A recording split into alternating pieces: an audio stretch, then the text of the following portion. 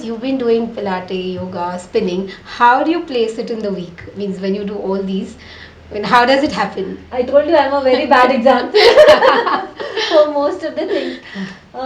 My main planning is around running.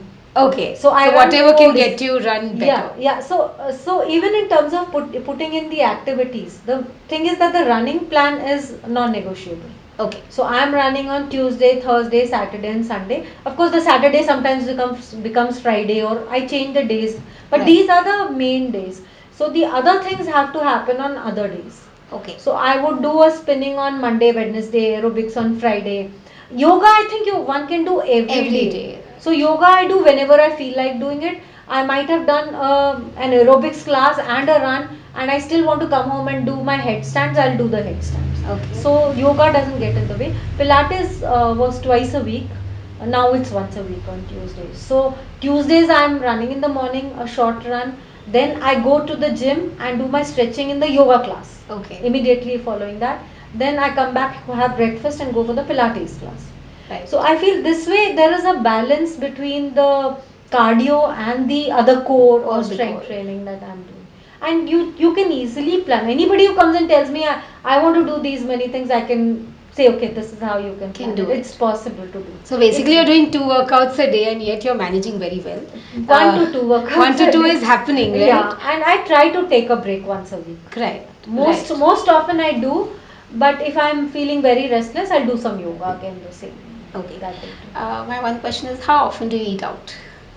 Now that you're into running, You want has an honest things changed? answer? I do want an honest answer. So I'm not saying that people have to follow this, Yeah. but they have to know that you've also gone through a transition where you were unhealthy, not eating right, but in the past 9-10 years you have become an ultra marathoner. So it's been a journey, but let them see that transition phase from bad to good. But yet, the eating out is happening a lot, especially with the youngsters. I want a little take about what you think, and is it helping, or how are you managing it?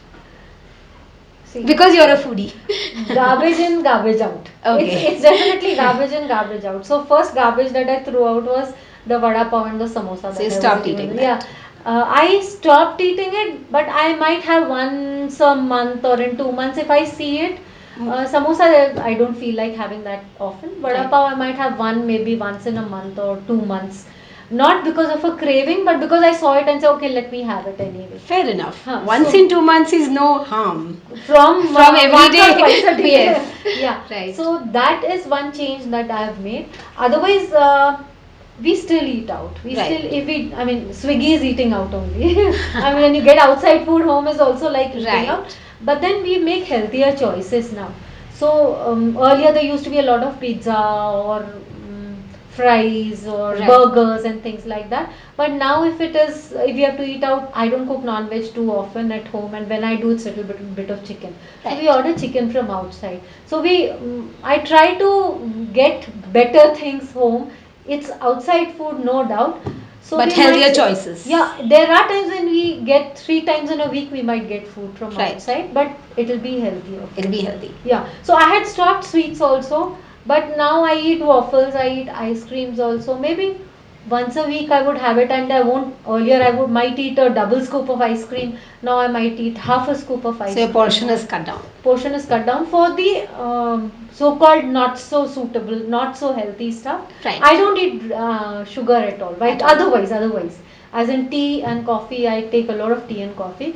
I stopped sugar in that. So directly 6 to 8 teaspoons of tea are gone. Sugars have gone. Sugar has gone. So again, this is to be noted is without sugar you can yet run an ultra marathon. Oh, I want to sugar, get to a yeah. point is because the belief yet is sugar has to be had, and according to me, it's the more workers which really slog need to have sugar. Otherwise, you can manage without sugar, Yeah. and you're running without sugar. Yes, our electrolytes have a lot of sugar when we Right. are running, which Right. gives us that much of sugar. But they're in the combination of all the nutrients, So right? that's taking care of things. We don't have to have sugar every day to be able to take care of that.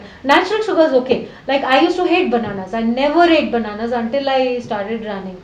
And bananas are so good. They have, I mean, the amount of potassium you get and other stuff also. I'm not very good at what is there and what, but I know this is good for me. Correct. So I know that banana is good for running. And it's helping you. Yeah, and it's helping me. So even though I don't like bananas even now, but for running I'll do anything. So I eat bananas regularly. So early Right. morning before the run, I eat a banana and go. Eat a banana and go. So And lot of it's a lifestyle change. Definitely, everything is a lifestyle change. And once you make it, you have to stick to it through your life and not think that I'm sacrificing something or something like that. so it's not temporary. It's a Yeah. thing which you Have- would want to pick up for long Yeah. time, Yeah. so that your performance keeps happening. So whether even later on you're not running, you're not going to go back to your old style, right? Yeah, I won't because I don't feel like it You don't any feel like it longer. Yeah. anymore.